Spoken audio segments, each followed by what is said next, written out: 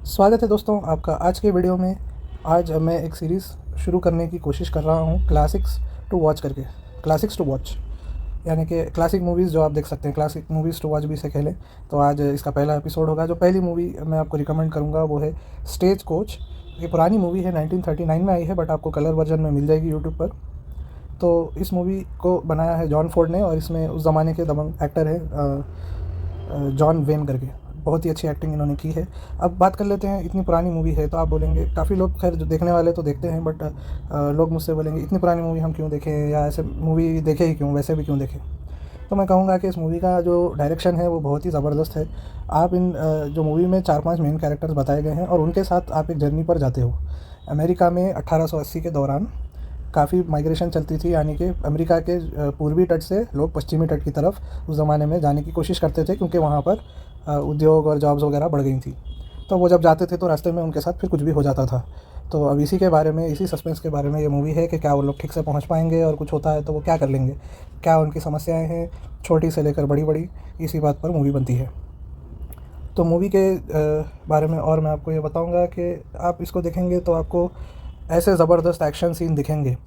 घोड़ा पर जो चेज़ होती है, अगर किसी ने शोले देखी है, और दूसरी कुछ ऐसी मूवीज़ हमारी हैं जो आज भी वक्त इतना बीतने के बावजूद हम कहते हैं कि आज भी वो मूवी अच्छी है, तो स्टेज कोच भी ऐसी ही एक मूवी है। आज भी आपको बहुत पसंद आएगी, और आप अगर देखेंगे तो उसमें घोड़ा चलाने वाले सीन हैं इस मूवी में, और उसमें जो एक्शन आपको दिखाया जाता है वो शायद आप आज के सीजीआई के साथ भी उस तरह का एक्शन नहीं बना सकते। जिस जैसी निर्देशन और कैमरा मूवमेंट जो है, सही टाइम पर वो कैमरा भी वहाँ पर होना चाहिए जब वो एक्शन करता है, और उसको सारा ये सब कोऑर्डिनेट करने के लिए जो डायरेक्टर की ज़रूरत है, जॉन फोर्ड जैसे जो बुद्धिमान हैं, शायद कुछ लोग कर पाएंगे, हो सकता है जॉन विक के डायरेक्टर हों कुछ लोग कर पाएँ।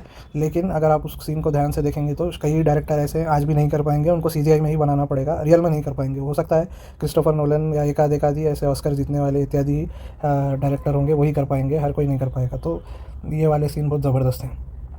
और एक और बात मैं बोलूँगा कि इसलिए भी देखें कि इसका जो संगीत है, बैकग्राउंड संगीत है, अब इंग्लिश मूवी में गाने तो होते नहीं हैं, थोड़े बहुत होते हैं तो बैकग्राउंड में ही होते हैं, तो इसका संगीत बहुत अच्छा है।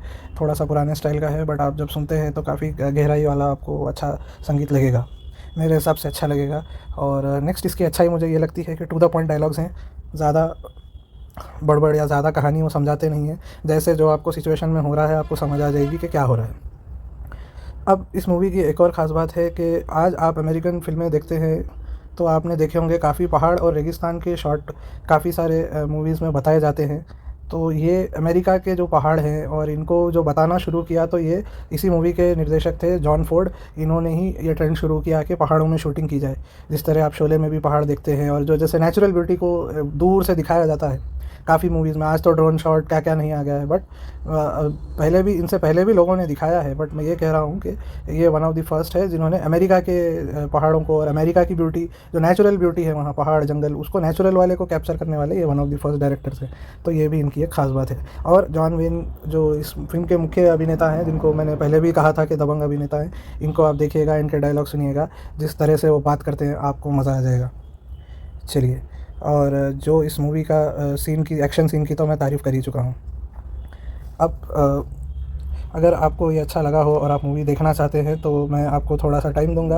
अगर आपको अच्छी लगी, ये पॉइंट्स अच्छे लगे, तो मैं आपसे कहूँगा कि आप मूवी देख कर आ जाएँ। और मैं अब इसकी कहानी थोड़ी सी और बताने वाला हूँ। अगर आप नहीं जानना चाहते हैं तो मूवी देख लें, अगर मूवी नहीं देख पाएंगे तो चलिए आगे, या देख कर आ गए हैं तो चलिए आगे इसकी कहानी को डिस्कस करते हैं। तो इस मूवी के जो थीम्स हैं, जैसे कि उन्हें डिस्कस करेंगे। सब में पहले तो काफ़ी ये वेस्टर्न जॉनरा करके इस मूवी को कहा जाता है। जैसे वेस्टर्न्स होती थी तो इनमें यही बताया जाता था कि लोग उस ज़माने में 1800 और आपकी जो 18वीं शताब्दी और जो शुरुआती 19वीं शताब्दी हो गई, या शुरुआती 20वीं शताब्दी तक भी लोग कितनी तकलीफ़ से, उनके जीवन में कोई मॉडर्निटी नहीं थी, उनको कितना घोड़े और ये इस तरह पे चीज़ों पे, जानवरों पे कितना उनको डिपेंड रहना पड़ता था। इवन आज जिसे हम अमेरिका जैसे देखते हैं, इतना डेवलप देश है, वहाँ पर भी कैसे गाँव वगैरह जैसे हालात थे, कैसे वहाँ भी क्राइम होती थी। ये काफ़ी एक इंटरेस्टिंग पर्सपेक्टिव होती है। इसलिए मैं बोल रहा हूँ क्योंकि आप सोचेंगे कि 100-200 साल पहले आप ये मूवीज़ जब देखते हैं आपको ऐसे फ़ील होता है कि अरे काफ़ी सारे अमेरिका के शहर जो बताए जाते हैं इन पुरानी मूवीज़ में 1800 में या ऐसे करके जो टाइम पीरियड में, तो आप अगर हमारे भारत के शहर आप देखेंगे तो आपको ये एहसास होगा कि यार इन्होंने कैसे मतलब ये कैसे इन्होंने आगे बढ़े, क्या-क्या इन्होंने तरक्की की। एक ज़माने में तो इनके शहर भी हमारे ही जितने थे। तो उस पीरियड को ये अक्सर ये मूवीज़ कैप्चर करती हैं। उस पीरियड से पहले, तरक्की के पीरियड से पहले उनकी क्या हालत थी, वो भी कितना क्राइम और करप्शन और इन चीज़ों से जूझ रहे थे।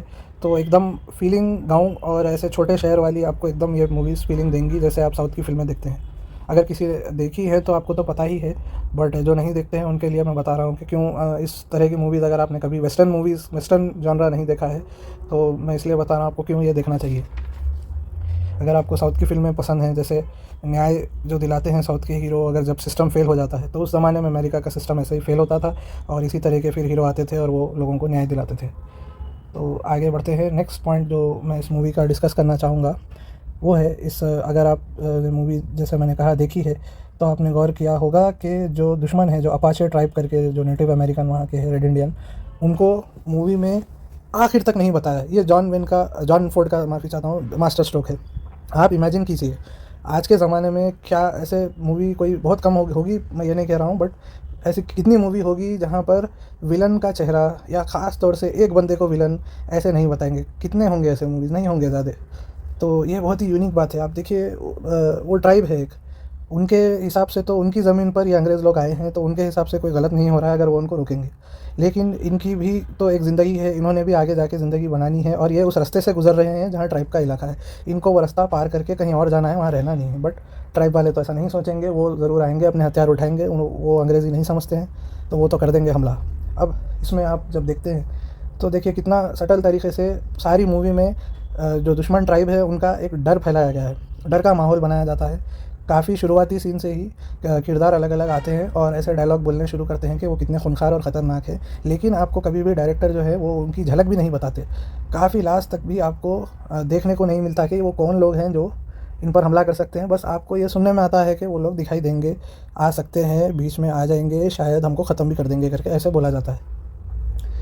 लेकिन आगे बढ़ते हैं तो जब वो फाइनल फिर जब वो प्रकट होते हैं, तो जो क्लैश और जो ज़बरदस्त एक्शन सीन मैंने आपको बोला था कि इस मूवी का मेन एक्शन सीन है घोड़ा रथ पर जो भगाते हैं स्टेज कुछ पर, और जिस तरह से शूटिंग होती है और जो प्रैक्टिकल स्टंट्स है, घोड़े से घोड़े पर कूदना। देखिए 1939 की मूवी है, इसमें अब कोई जादू या कोई ऐसे सिनेमा का जादू या ऐसे नहीं चलाया जा सकता। एकदम सही सटीकता से निर्देशन और सटीकता से किए हुए स्टंट्स है, तो ऐसा एक्शन बहुत कम देखने को मिलता है।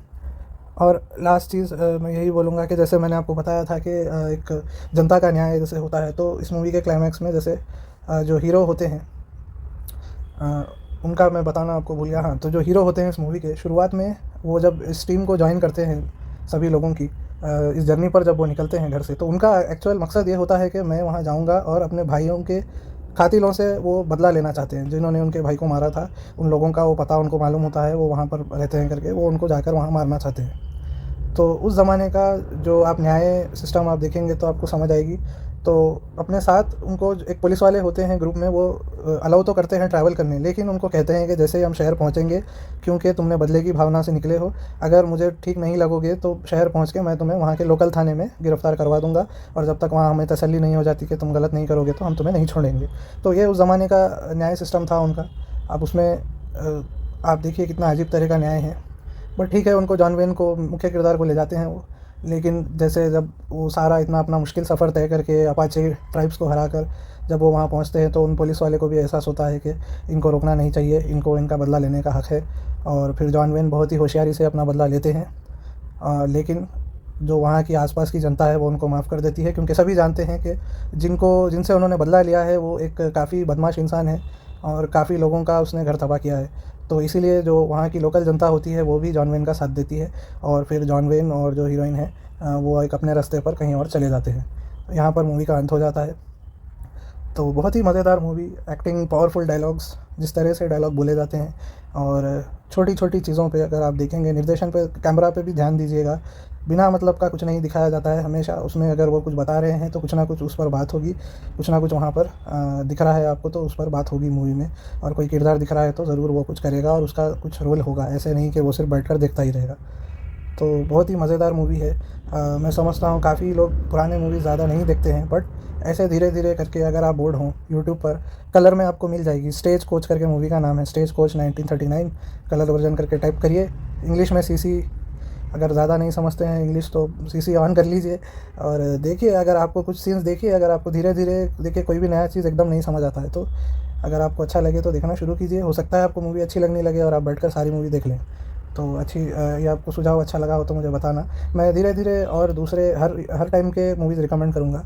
तो अगर आप ये वीडियो देख रहे हैं तो आप ऐसे मत समझें कि सिर्फ ब्लैक एंड वाइट या ऐसे मूवीज़ पर डिस्कशन होगा, वो भी उनको भी मैं लाना चाहता हूँ। बट मेरी कोशिश रहेगी कि अलग अलग भाषा, हो सके तो अलग अलग देश से भी हम मूवी लाएँ, कि आप अलग अलग मूवी जो आपने नहीं देखी होंगी और अच्छी मूवीज़ हैं, सिर्फ थोड़ी सी पुरानी है या मतलब अगर नहीं भी है तो ज़्यादा फेमस नहीं है, नाम नहीं सुना है लोगों ने तो वो देख नहीं पा रहे हैं, तो मैं उनको ये रिकमेंड करना चाहता हूँ। हो सकता है आपको देखकर मज़ा आए और आप एंजॉय करें, और वैसे ही आपको कहानी सुनकर भी शायद मज़ा आ जाए, तो इसीलिए मैंने ये वीडियो बनाया है। अगर वीडियो अच्छी लगी हो तो ज़रूर लाइक करें चैनल को, और अगर आप चाहते हैं, आपके मन में कोई ऐसी ख़ास मूवी है जो लोग ज़्यादा नहीं जानते हैं, तो कृपया करके कमेंट कीजिए। अगर मैंने भी देखी हुई है या अगर मुझे भी वो मूवी पता है तो ज़रूर मैं उस पर भी एक वीडियो बना दूँगा।